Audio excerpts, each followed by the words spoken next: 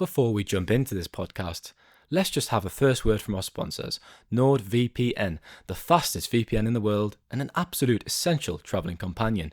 You can use NordVPN on 10 devices with just one account, easily switching your virtual location to access apps and websites in other countries. But if you're out of the country, make sure that you've got NordVPN to be able to use your subscriptions and watch the live sport that you might miss. If you're at home, use it to see if you can save money with products that might be cheaper in another region. Go to nordvpn.com/Manchester to get 4 extra months on the 2-year plan. The link is also in the podcast description. Hello and welcome to the Manchester is Red podcast on a Friday morning after Manchester United won 5-4 against Lyon in the Europa League quarter-finals at Old Trafford. One of the most extraordinary results and performances in recent times, in history, really. I could not believe it watching the game. Samuel Luckhurst was at Old Trafford to witness it in person, and we're going to try break it down and try make sense of what happened. Samuel, United seemed to win the game, then throw away the game, and then they won it again. What a match. I needed a wine when I got in last night, and I had a wine just watching the final 10 minutes of it through the rights holder player. I didn't think that in terms of a press box experience at Old Trafford and an ending like that finale and how improbable a comeback it was that it could top the Liverpool game last year for sheer drama. But here we are, 13 months later, and they've done it, and it's one of the worst Manchester United teams this season, last season, that have still given Manchester United fans some of their best moments at Old Trafford. I was told by a friend who sits in that area that Mainoo's mother was crying at full time, and to be honest, you'll have to excuse the soppiness, but it's probably the only time I've actually got emotional in the press box, and it didn't have anything to do with United equalising or winning that game.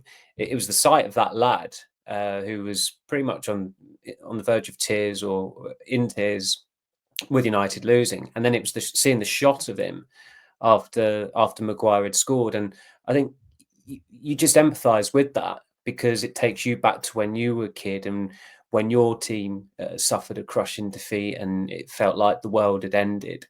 And it's strange now in a way to look at it through the prism of an adult, but that's what sport does to people. I mean, we were fortunate just to watch what happened at the Masters last week, and I was envious of the patrons and the journalists who were present for Rory McIlroy winning that. And then last night, at that moment when what's happening is happening, that there are millions around the world who would give anything to be at Old Trafford. And I probably enjoyed it more than the Liverpool one last night, in that I was much happier with my work. My piece from the Liverpool game was dreadful. I couldn't keep up. I was a mess that night. Fortunately, I got myself together for the one last night. But when those goals went in, Mainoo's goal and Harry Maguire's goal, I did just, rather than just bury my head in my laptop, I did try and take in as much as possible, looking left, right and centre, and still you miss loads of things. I had no idea until I saw some footage later on that some United players jumped into the crowd and were enveloped by the throng of United fans in that northeast corner. It was, I mean, there's not a word that really encapsulates the sheer drama and what an extraordinary game that was last night. And I suppose really in keeping with the ethos of the club, it's the first time United have won 5-4 since the Busby Babes final game on English soil at Highbury in February 1958. And it's the highest scoring game at Old Trafford ever in a European game. It's the highest scoring home European match for United since their very first against Anderlecht in 1956. So there were two throwbacks to the Busby Babes and when they first ventured into Europe. And really, once United, through all logic, the shape, the system, once it all went out the window, it really was a throwback to the glory days. And again, in terms of the emotion of the occasion, when I was driving home last night, I was speaking to my dad, and I told him about the 5-4 statistic, and he reminded me that my granddad was at Highbury in 1958. So that struck an emotional chord as well, which is why I needed a wine when I got in last night, and didn't get to bed, didn't get to sleep until probably 2 a.m. in the end. There'll be supporters who weren't going to bed till 2 a.m. probably celebrating Deansgate. Journalists are basically wired because your head's down the laptop, you're trying to make sense of it, as you've just said. Oh. So what will the players be like? They're not getting to sleep, are they? It would be just amazing to get in and just in that dressing room to see what the celebrations were like. Where does that night compare? Is it too soon to think about that, Samuel? Because this club is special. It's had so many special European nights. Where does it compare to the great European nights? I think back to obviously 99 in Barcelona, or Paul Scholes in 2008 in the 1-0. It's that good. It does compare to those fantastic nights, doesn't it? That was just extraordinary. And like you say, we can use these words, but words don't really do it justice.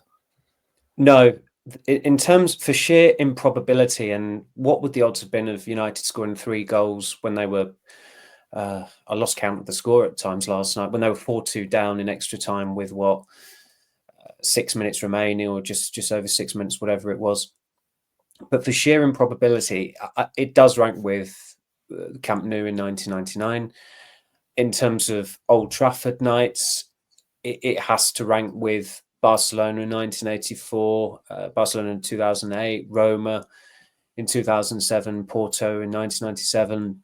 There will be others dating back to the 60s as well, of course, when they reached European Cup semi-finals, and of course when they played Real Madrid in the semi-finals in the 50s. And I mean, I still find it absolutely extraordinary that in 1958, with the club completely decimated by the Munich air disaster, that in their Old Trafford leg of the semi-final against AC Milan, they won.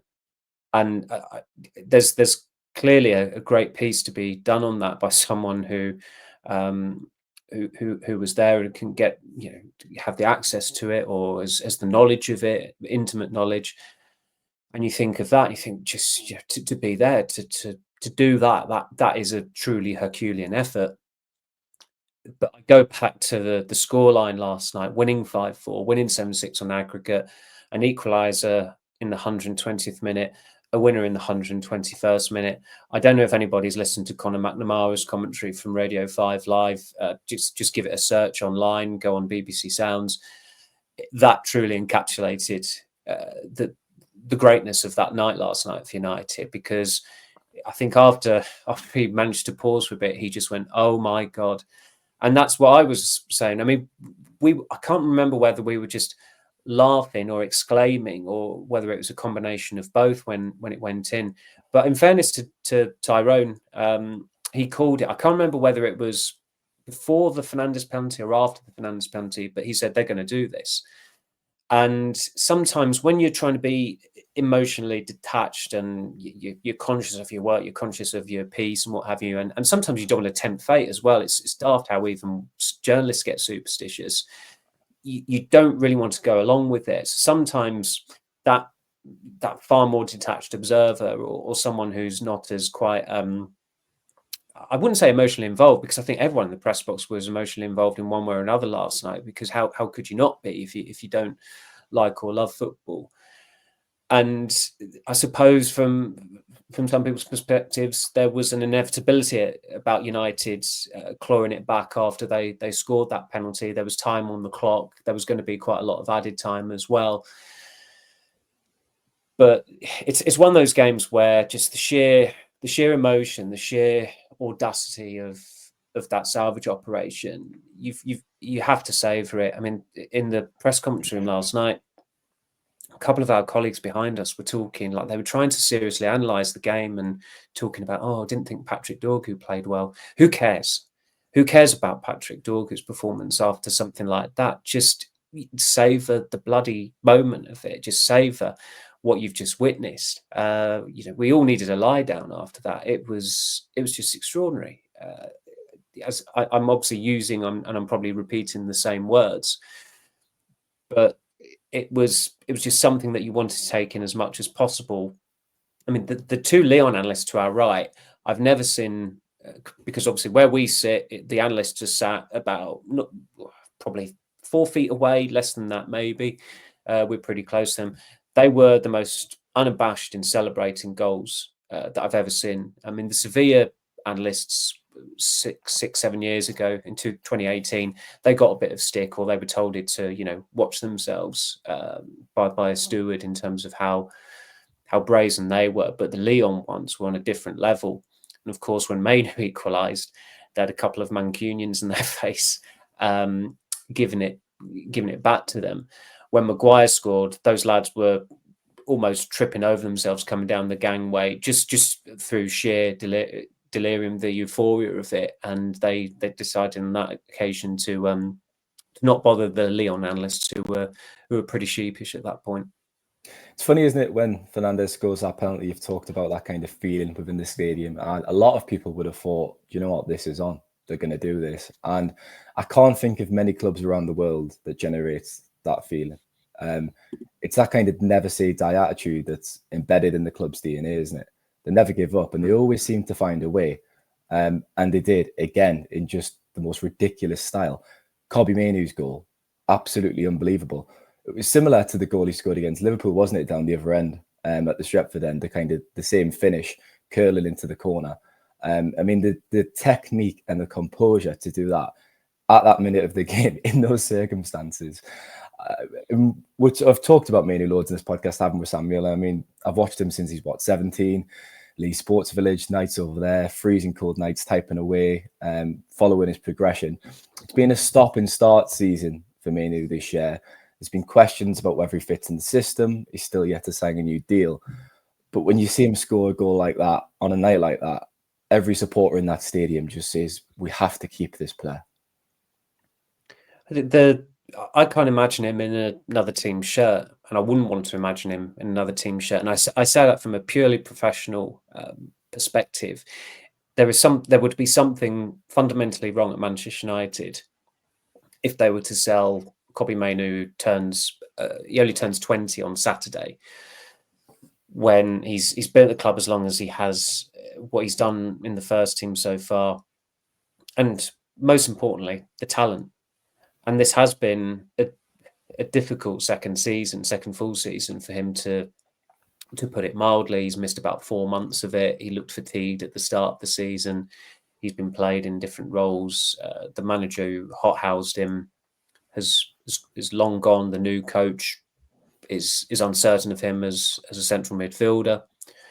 But if you're taking, if literally every, and it's never going to happen, but if every member of the United squad is fit and available, he has to start. He has to start as one of the 210s, as far as I'm concerned, because he's one of the best footballers in that team. And okay, you need balance and etc., but he's not a player for the bench. He's a player for your starting 11. I mean, that image of Mainoo, Højlund, and Garnacho on the advertising hoarding last season, I think people maybe got a little ahead of themselves at the time. We all celebrated it at the time. We wrote about it because it was a great image and it was a snapshot of the future. I always felt that Højlund was riding on the coattails of Mainoo and Garnacho a little bit. Garnacho was maddening at times last night. Started well, but then got worse and probably should have come off sooner than he did. Højlund has got 1 goal in 27 games now. He played quite well last night, and I'd certainly have kept him on when he came off. And Mainoo, as I said, has had his difficulties as well this season.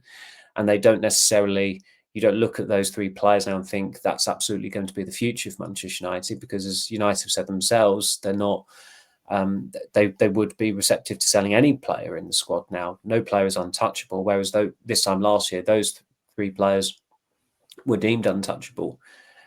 But I cannot entertain or abide by the prospect of Mainoo being sold. I think he embodies everything that is great about Manchester United as an academy player, as a talent. his attitude, the way he speaks, having interviewed him on the eve of the FA Cup final last season, he is a genuinely endearing footballer. And you hope he spends as many years as possible of his professional career at Manchester United. This is pure Alan Partridge, but I put it in the blog post last night, talking about, I said, like, even the worst James Bond films have their moments, whether it's the fencing sequence in Die Another Day, Christopher Lee's performance in Man with the Golden Gun, John Barry's score in Moonraker, etc., etc. And even the worst Manchester United teams this season and last season, they've had their moments, whether it's the FA Cup final last season and this season. Even before last night, you had And they could City win a away, you had trophy Arsenal again. away in the FA Cup, and they can win a trophy again. Amazing. Exactly. Yeah.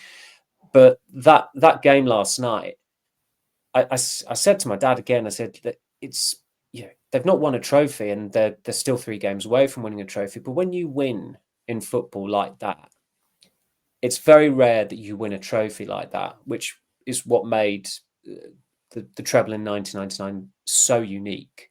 To have won it in that manner, scoring 2 goals beyond the 90th minute. When you win a game like that, the feeling is really it's actually better than winning a trophy. The sheer emotion, the outpouring, and I've said emotion far too many times already on this podcast.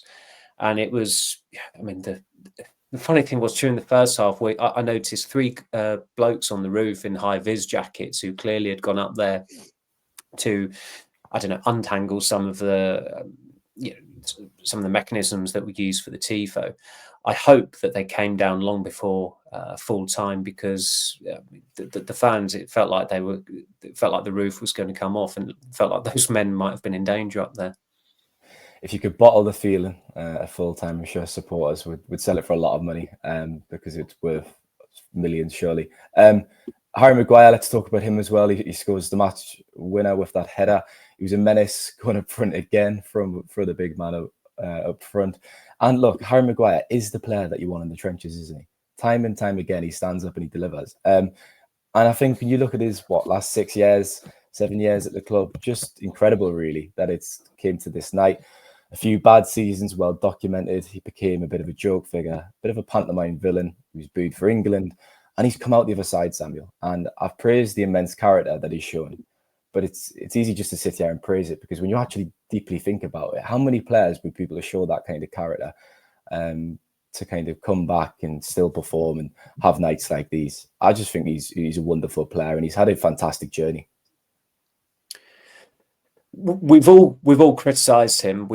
It would be remiss of us just to kiss his backside and say how wonderful he's been without actually providing the context. I remember writing 3 years ago, he's got to relinquish the captaincy. He's got to do what his fellow Yorkshireman Joe Root has done with the England Test team. Just give up the captaincy, and he might improve as a player.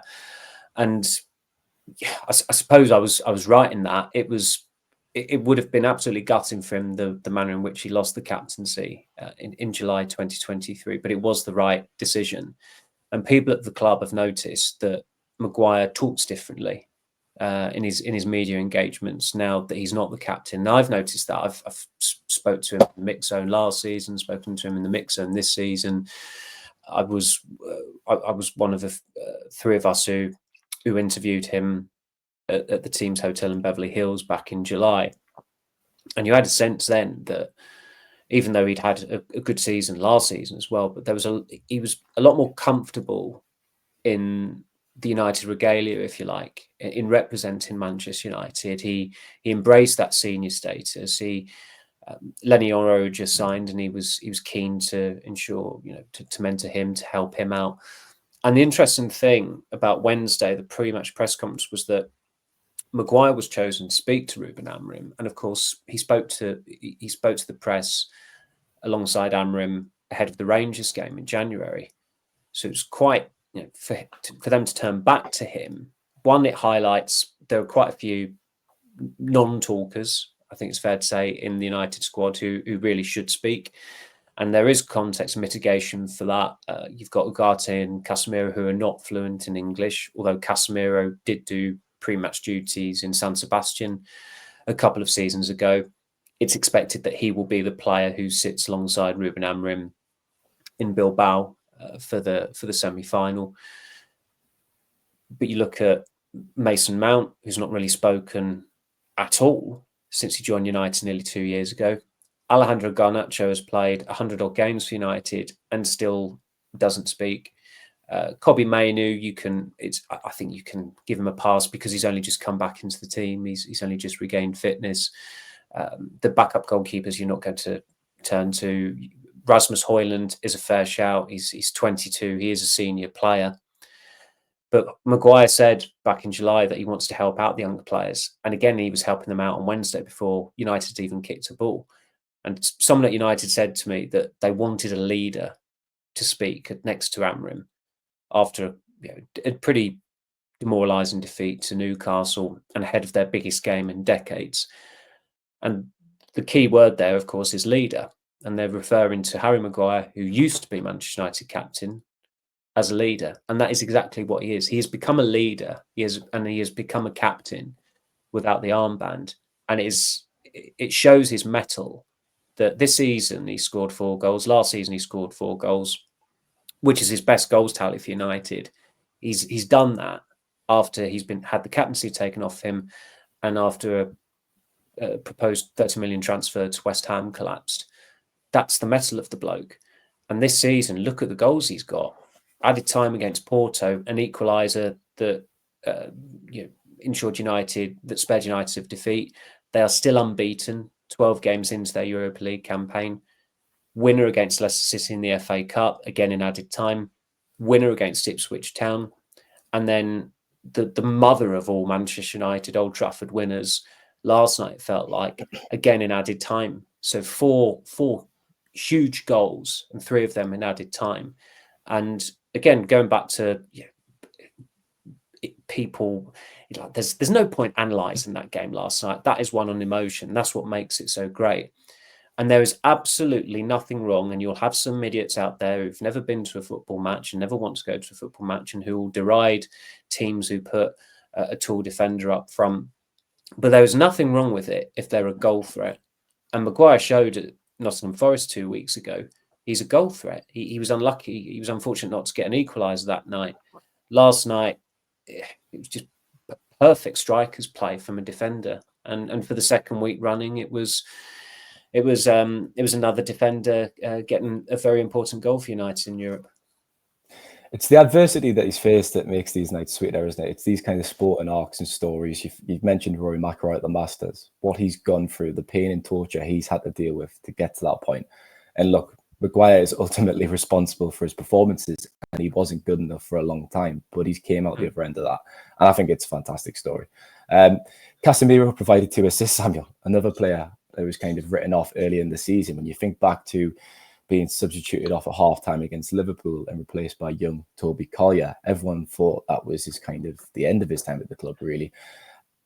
When we won the podcast the other week, was it on this podcast? I think I made an appearance again.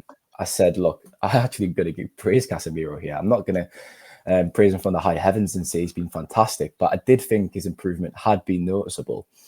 And again, I'm not going to say he should be given a new contract. I'm not going to say he should be kept this summer. But in this competition, he's incredibly useful. You've just talked about leaders. He is a leader. And in this competition, I think he's still got value to give, as he showed last night. He's found his feet in the Europa League.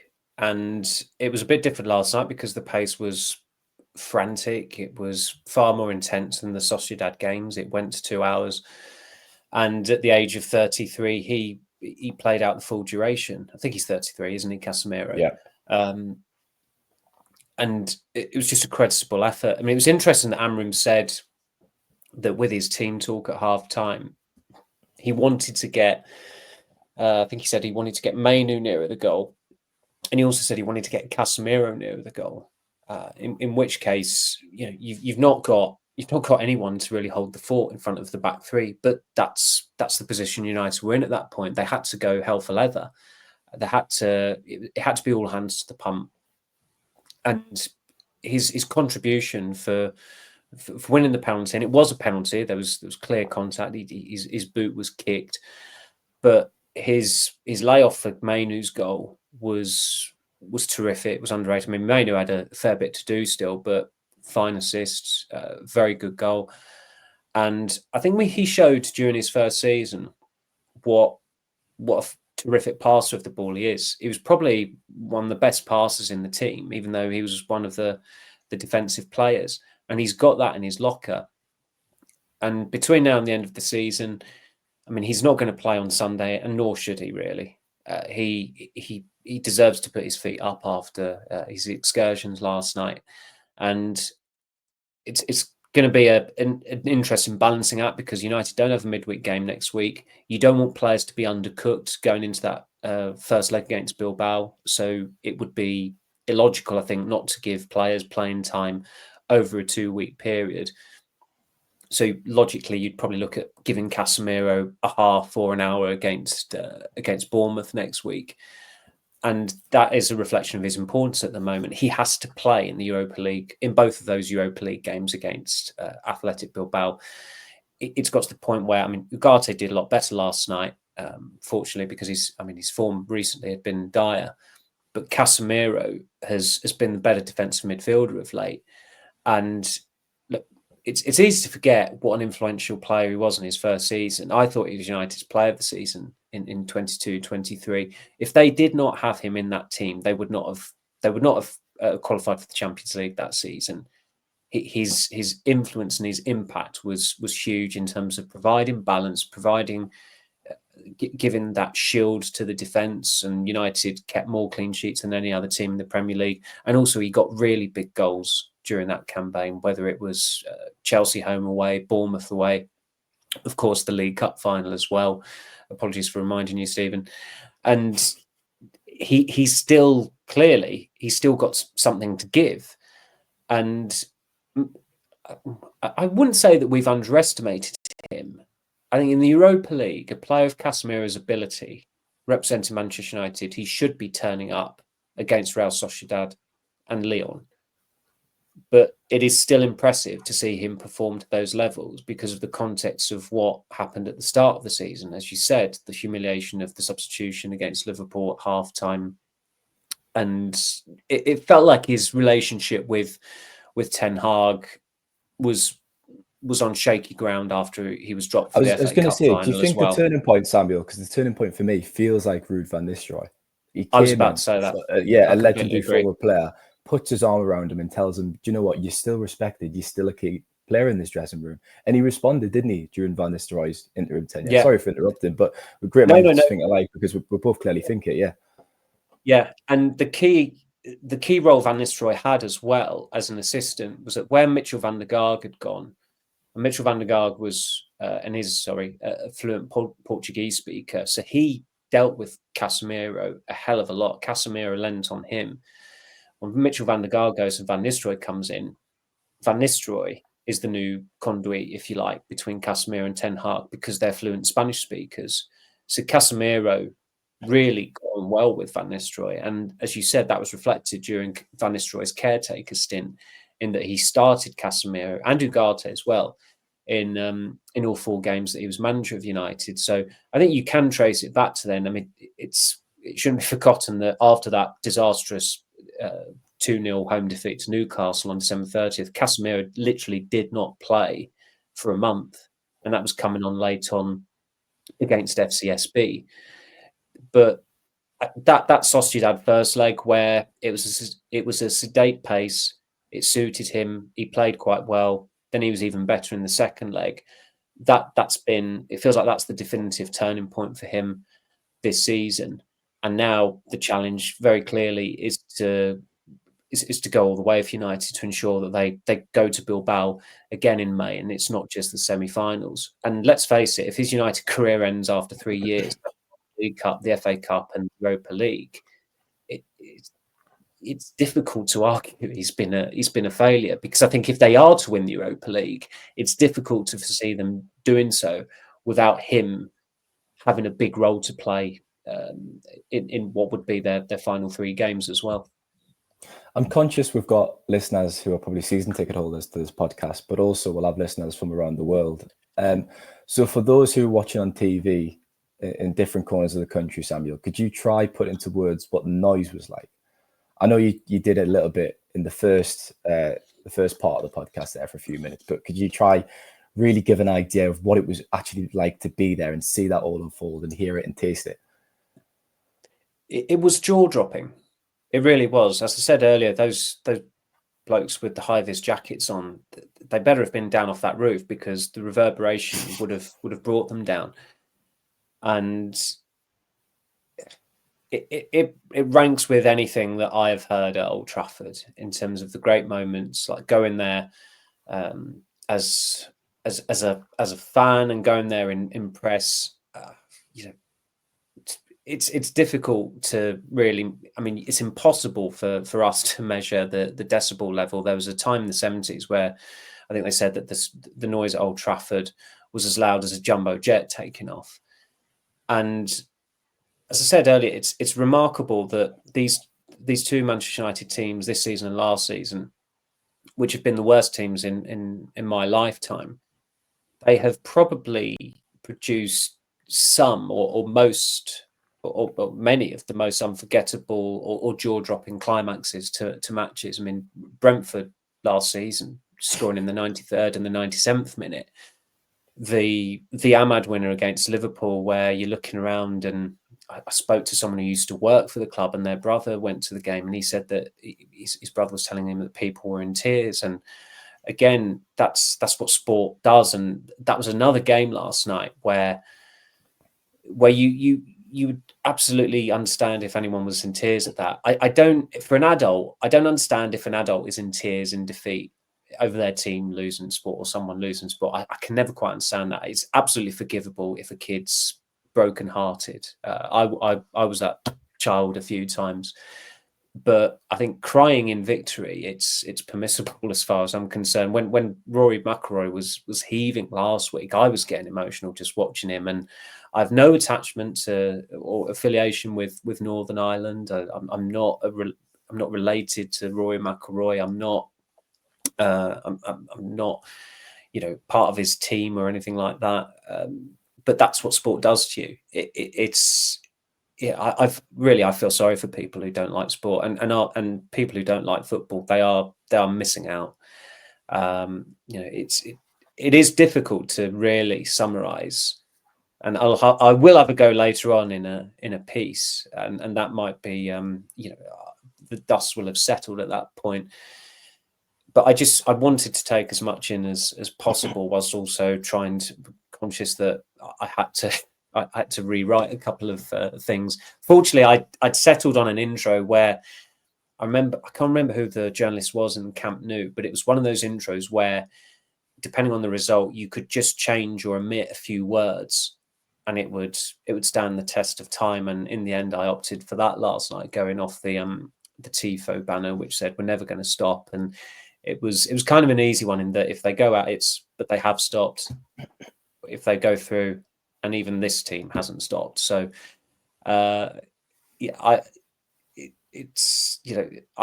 used a lot of words on this podcast already, but I am also still struggling for words to really perfectly summarize last night. It's one of those.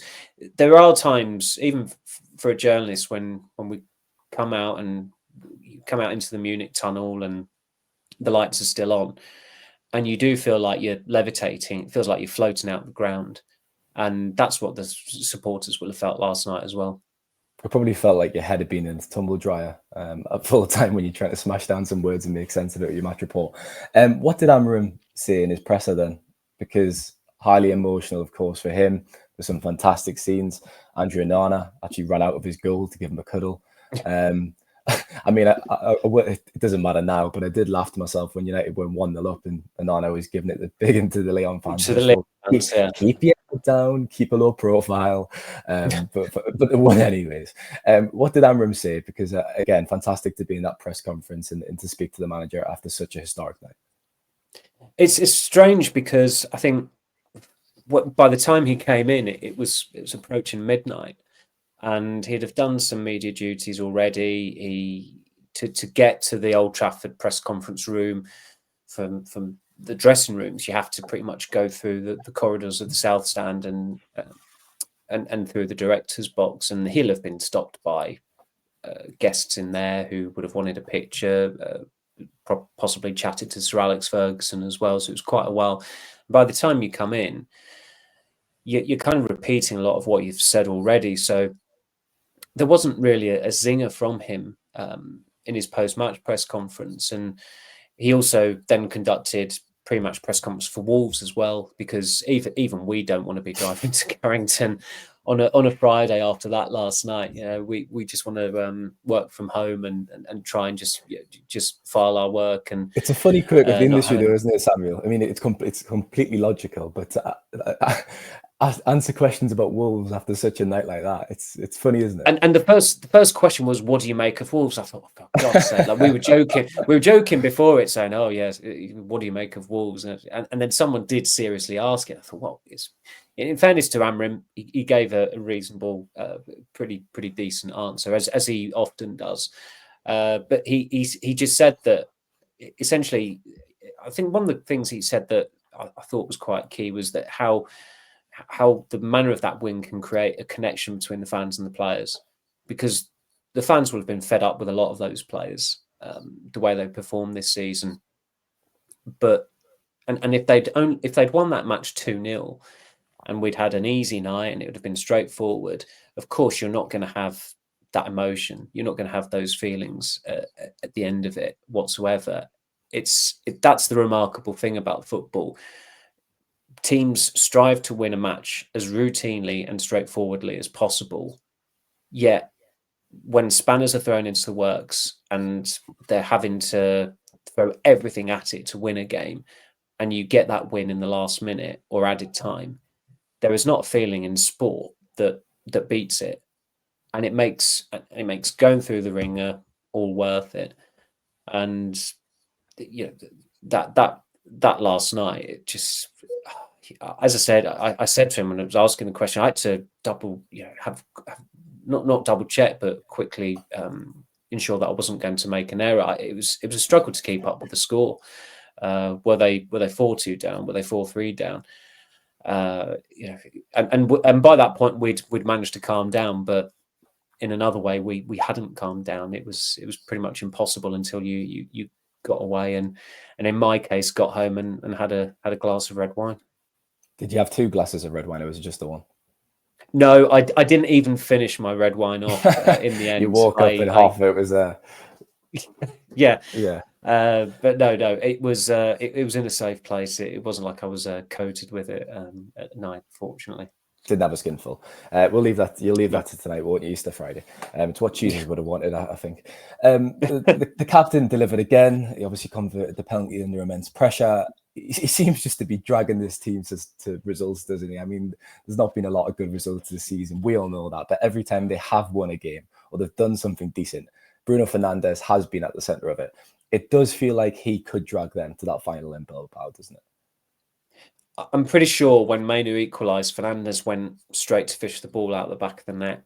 He didn't want penalties. He knew that there was time on the clock to win the game, and that's the mentality of the guy. You know, they were chanting his name, just taking the corners and the warm-ups.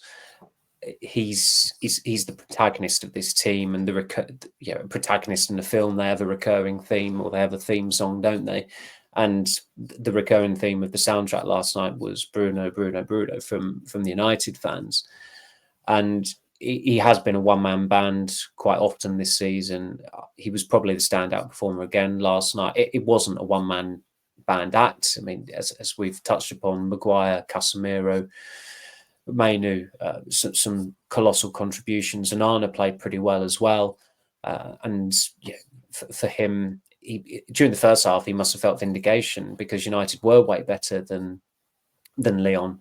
But then that was the mad thing about last night. Amrin was having possibly his worst night in management with the decision to bring Luke Shaw on, which was enforced because of the personal circumstances of Nusa Mazraoui having to leave Old Trafford, and then Victor Lindelof, who was due to come on, separate matter altogether. He had to leave Old Trafford at half-time, and Amrin was kind of like saying afterwards, like, everything has happened at this club this season. People at the club have stressed both players are fine, that's all we can get into it really at this stage. But I thought Amrim, he dithered for a little bit. He was dormant, not making a change when they needed a change. When the changes were made, okay, Mason Mount is logical to bring on. Mainoo for Rasmus Højlund, that doesn't feel logical. Shaw clearly wasn't up to it, but his hand was forced, so you feel sorry for him in that case. And then you see Harry Maguire going up front. You think the team with -7 goal difference putting a defender up front in a European tie that needs to salvage their season. Look at this absolute mess of a football club. And then Mainoo scores and Maguire scores, and one of the worst nights of Amrim's career turns out to be one of his best. I mean, I was scratching my head when Mainoo was up front again, and then he goes and scores. So what do I know? They have to go on and win it now, don't they, Samuel? I know it's such an obvious thing to say, but when you win like that and have such a special ending, it would just feel like such a waste if they did go on to win it. A bit like last season, really, with the FA Cup, when obviously Ahmad scored that wonderful goal, and they eventually did go on to win it against Manchester City. It feels quite similar. It's we know how vital it is for them to win the Europa League. I don't think whatever happens now is going to take away the feelings that supporters would have had in the stadium last night and just what they went through. But and we've seen before in title challenges that United have had where they've scored big goals in the run-in and it's sparked pandemonium on the terraces, and then they've not gone on and actually won the title. But in a way, it helped that Amrim was saying tomorrow, Friday, we have to just, we start again. We think about Wolves. And in a way, it's good that there's a game that comes along quite quickly, as inconsequential as it is, because they do need to, they can't dine off this performance.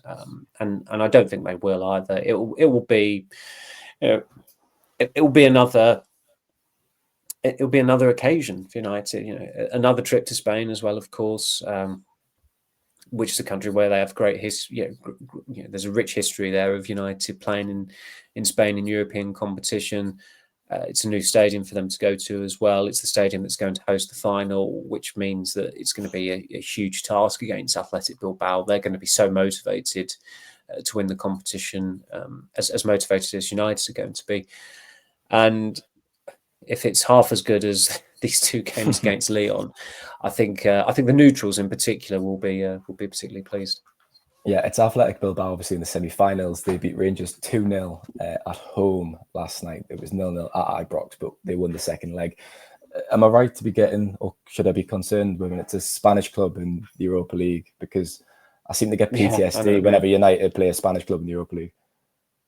They've been knocked out by Spanish teams in 2023, 2022, 2021 in the final. What was the year before that? 2020 in the semi-final. 2019, Barcelona. 2018, Sevilla. So that's the so there's worry. A reason for the PTSD. Yeah. It's always a Spanish side that has been knocking out United in Europe since they last won a European trophy. So that could still continue, but hopefully for United's sake, it doesn't. Just quickly then, very quickly, because we're not going to talk about it too long for obvious reasons, but it is Wolves this weekend. Amrim says, look, we need to play the kids now in the Premier League. And that is a huge consideration, isn't it? Because it has been Bilbao or bust for a few months now. And United's season is all about the Europa League. But having said that, as you said, it's a bit more nuanced than that. You can't, you need to manage the minutes, give players some games, etc. So it's an interesting one. He went into Mourinho mode at the weekend, and he'll ramp it up with giving. I'm sure there'll be some more debutants between now and the end of the season. There were 6 games. It's completely logical to bring youngsters in. He's also got to give more meaningful minutes to Mason Mount, Mainoo, those players who've come back from injury. You'd think Ahmad will get some playing time as well, particularly if United do reach the Europa League final. So he has got options, and I think supporters are prepared to take that hit in the Premier League. United, they're not going to get relegated. Okay, there's prize money to play for, but in the grand scheme of things, what the bigger priority is win the Europa League, to get back into the Champions League, have that revenue for next season, and ensure that they've got European nights at Old Trafford next season. You wouldn't have seen it, Samuel, because you were leaving the stadium. Have you seen Ahmad's tweets? Yes, I have. Yeah. United will never die. Congrats, Man U. That's you got it for your goal. F Ghana for that miss. You give us pain hard. And someone replied saying, "Is this Ahmad's official account?" And he's replied saying, "No, Amrim's account." I don't think he drinks, does he? But it seems like he was on the BS after that result. We'll leave it there. And Samuel, thanks very much for your time. Thank you, Stephen. Thank you. And thanks to listeners. You obviously enjoyed the performance. Hopefully there's another win coming at the weekend. Onwards and upwards. Take care.